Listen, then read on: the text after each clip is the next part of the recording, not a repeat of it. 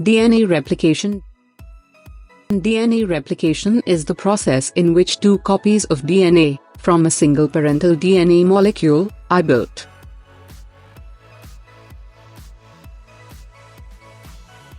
During the process of replication, the parental DNA molecule is unzipped and divided into two individual strands, known as the leading strand and lagging strand. Each one of the leading and lagging strand functions as a template to build a new, complementary strand. The end result of replication is two equal double-stranded molecules of DNA.